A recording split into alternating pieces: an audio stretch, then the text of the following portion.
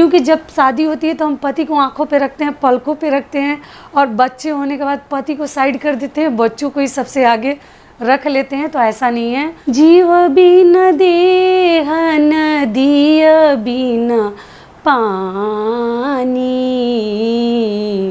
ऐसन नाथ पुरुष बिना नारी।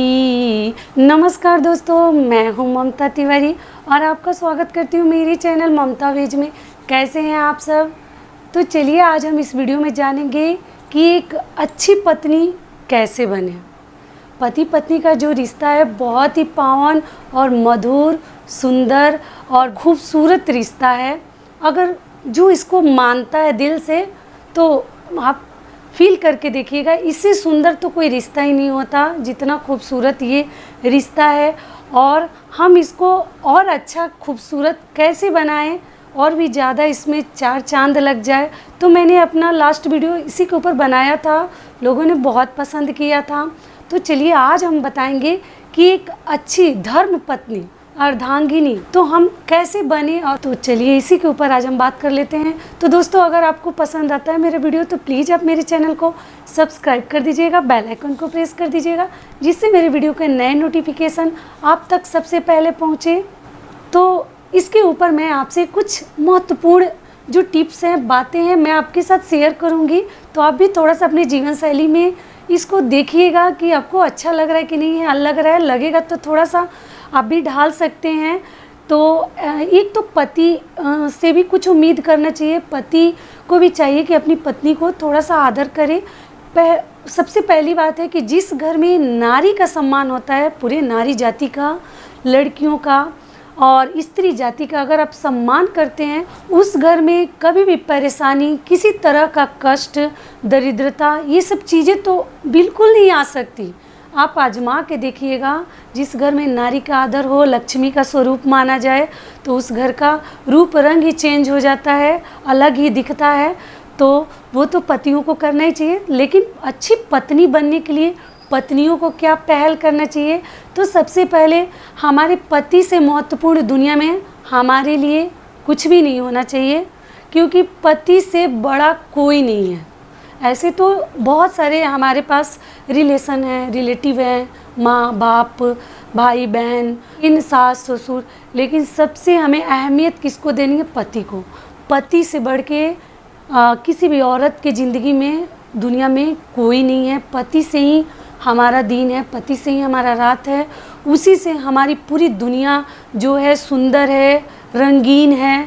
तो इसलिए पति को आप एक अलग ही स्थान दे के रखिए। मैंने तो बताया ही था कि पति को विष्णु भगवान का स्वरूप आप मानिए, आदर करिए, कभी भी उनको कड़वा ना बोले। जैसे रामचरितमानस में एक दोहा है जो मैं आपके साथ शेयर करती हूँ, कि उसमें तुलसीदास ने लिखा है कि जीव बिन देह नदिय बिन पानी, ऐसन नाथ पुरुष बिना नारी। तो इसका मतलब क्या हुआ कि आत्मा के बिना शरीर का कोई महत्व नहीं है, कोई मूल्य नहीं है। और नदी है लेकिन उसमें पानी नहीं है, तो नदी का क्या महत्व रह जाएगा? और पुरुष के बिना नारी का भी कोई महत्व नहीं है, अगर कोई इस चीज़ को माने तब। तो इसीलिए पति का बहुत ऊंचा स्थान है, पत्नियों का भी है, लेकिन पति को हमेशा आप एक ऊंचा स्थान दे के रखिए। आपके घर में भी कभी किसी भी चीज़ की कमी नहीं होगी। आपके जीवन में पति से ही हमारा हर सुख दुख है, उसके बिना हमारा जीवन अंधकार है। तो इसलिए अपने पति का आदर करिए। हर पत्नियों से मैं ये आग्रह करती हूँ। जो पॉइंट है वो मैं आपके साथ थोड़ा सा शेयर कर देती हूँ। अच्छा लगेगा तो ज़रूर आप मुझे थोड़ा बताइएगा कि आप भी ऐसा करती हैं।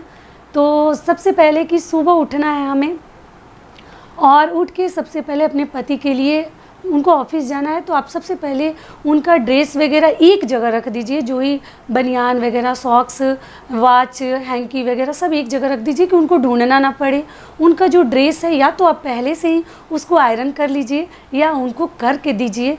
ऐसे तो पति कर लेंगे, ऐसा नहीं है, लेकिन पत्नियों को भी कुछ तो पति के लिए करना चाहिए, क्योंकि वो पूरा दिन हमारे लिए बाहर रह के कमाते हैं, जो ही हम घर से बना के देते हैं वो सूखा रूखा वो खा के पूरे दिन बाहर रहते हैं। हम लोग तो घर में रहते हैं, लेकिन जो पत्नियां जॉब करती हैं तो चलो वो भी जाती हैं, लेकिन उनको भी थोड़ा सा अपने पति का केयर करना चाहिए। ऐसा नहीं, अपना भी केयर करिए, लेकिन साथ में थोड़ा पति का भी ध्यान रखिए। तो इस तरीके से आपको करना है। उनका ड्रेस आयरन कर दीजिए, टाइम से उनके लिए आप ब्रेकफास्ट बना दीजिए। ऐसा ना हो कि आप मोबाइल पे लगे हों और पति के जाने का टाइम हो गया तो कुछ वो तनाव में आ गए, कुछ आप टेंशन में आ गए और जल्दी जल्दी से बना रहे हैं, फिर उनका लेट हो रहा है, वो गुस्सा कर रहे हैं। तो इस तरीके से ना करें, टाइम से आप उनका लंच रेडी कर दीजिए। देखिए आपके पति को बहुत अच्छा लगेगा। तो अच्छी पत्नी बनने के लिए हमें भी कुछ त्याग करना पड़ता है, कुछ समय देना पड़ता है उनके लिए। और बच्चों से पहले आप पति को दर्जा दीजिए, क्योंकि जब शादी होती है तो हम पति को आंखों पे रखते हैं, पलकों पे रखते हैं, और बच्चे होने के बाद पति को साइड कर देते हैं, बच्चों को ही सबसे आगे रख लेते हैं। तो ऐसा नहीं है। बच्चे, बहुत कम बच्चे हैं जो माता पिता को आगे चल के साथ देते हैं। आजकल बच्चे ऐसे ही माँ बाप को बहुत जल्दी मतलब छोड़ देते हैं, बोलते हैं कि क्या किया आपने, बस यही उनका सवाल रहता है। तो उन बच्चों के लिए हम पति को इग्नोर कर देते हैं। सबसे पहले बच्चों को ही खिलाते हैं, पिलाते हैं, ध्यान देते हैं, पति तो इधर साइड में पड़े रहते हैं। लेकिन ऐसा नहीं है। बच्चों से पहले आप पति के लिए समर्पित रहिए, उनका कार्य सबसे पहले करिए। जैसे और जब वो ऑफिस जा रहे हैं तो आप उनको सी ऑफ करने जाइए और उनको छोड़ के आइए, थोड़ा उनको अच्छा लगेगा। कार्य कर भी रही हैं तो अपने कार्य को वहीं पे आप रोक दीजिए, स्टॉप कर दीजिए, थोड़ा सा उनको करके आइए, टाटा बाय, थोड़ा उनको भी अच्छा लगता है। और फिर उसके बाद आप अपने कार्य में बच्चों के पीछे लगिए। जो ऑफिस पहुँचे कि नहीं पहुँचे, आपको ज़रूर एक बार एक कॉल करना चाहिए कि आपके पति समय से पहुँचे या रास्ते में हैं, ट्रैफिक में हैं, कहाँ हैं।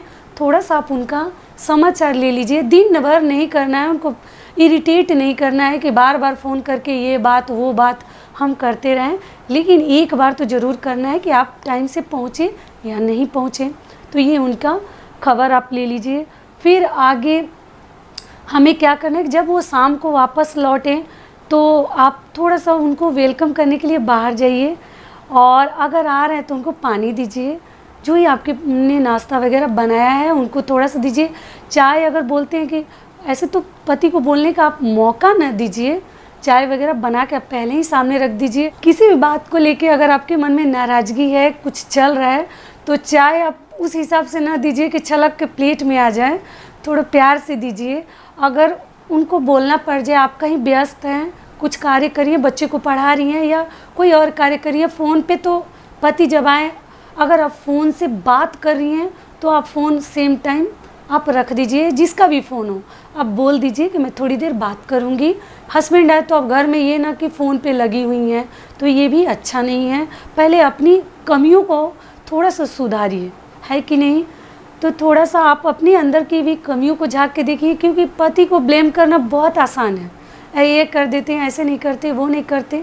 लेकिन हम क्या करते हैं, तो वो चीज़ को भी थोड़ा सा आपको ध्यान देना चाहिए कि हम उनके लायक बन रहे हैं कि नहीं बन रहे हैं, उनको कितना आदर कर रहे हैं, तब तो हम आदर के भागीदारी रहेंगे। तो आप फ़ोन वगैरह ना करें। जब उनको वो घर में इंटर कर रहे हैं तो आप फ़ोन से बातें कर रही हैं, फ़ोन पे लगी हैं, तो ये सही नहीं है। फिर अगर वो चाय बनाने के लिए अगर बोलते हैं तो ये नहीं कि मैं ये काम निपटा लूँगी फिर आपको चाय बना के दूँगी, ऐसा नहीं है। जो कार्य आप कर रही हैं उसको वहीं पे स्टॉप कर दीजिए। पति से बढ़ के बच्चे नहीं हैं, ये चीज़ आप जीवन में हमेशा याद रखिए। पति से इम्पोर्टेंट हमारे जीवन में कुछ भी नहीं होना चाहिए। हर औरत को मैं ये चीज़ बता देती हूँ। आप कोई भी कार्य कर रहे हैं, कितने भी आप बिजी हैं, तो ये बात अगर आप गांठ बांध के चलेंगी तो आपका जो विवाहित जीवन है कभी उसमें कोई परेशानी और बाधाएं आ ही नहीं सकती। अपने पति को समझने की कोशिश करिए कि वो क्या चाहते हैं, उसके अनुसार आप अपना कार्य करिए। फिर अगला नियम हमारा क्या है कि अगर पति मना करें कि आप इस जगह ना जाएं, तो उस बात को आप ना काटें, क्योंकि पति के खिलाफ होके आप आजमा के देख लीजिएगा। पति से खिलाफ होके अगर आप कहीं चले जाते हैं या कोई कार्य करने लगते हैं या मायके जान, वहाँ पे वो कार्य आपका सिद्ध नहीं होगा। मायके में भी कोई आदर नहीं मिलेगा, कोई स्वागत नहीं मिलेगा। पार्वती जी भी अपने मायके गई थी, शिव जी का बात काट के फिर वहाँ उनको किसी ने नहीं पूछा, तो उनको लास्ट में अग्नि कुंड में कूदना पड़ा था। तो इसीलिए कभी भी अपने पति का बात काट के आप आगे बढ़ने की कोशिश ना करें। अगर वो मना कर रहे हैं तो कुछ सोच समझ कर ही मना कर रहे हैं, तो आप उस बात को मानिए। और जो हमारा अगला नियम है वो क्या है कि थोड़ा सा आप उनके साथ 2 मिनट टाइम निकाल के, कितनी भी आपका लाइफ जो है व्यस्त है, दुनिया में कभी समय नहीं है, किसी से भी पूछिए उसके पास समय नहीं है, कितना भी समय रहे लेकिन फिर भी हमारा यही आंसर रहता है कि कहाँ टाइम है। तो दोस्तों, अगर आपको पसंद आता है मेरा वीडियो तो प्लीज़ आप मेरे चैनल को सब्सक्राइब कर दीजिएगा, बेल आइकन को प्रेस कर दीजिएगा, जिससे मेरे वीडियो के नए नोटिफिकेशन आप तक सबसे पहले पहुँचे।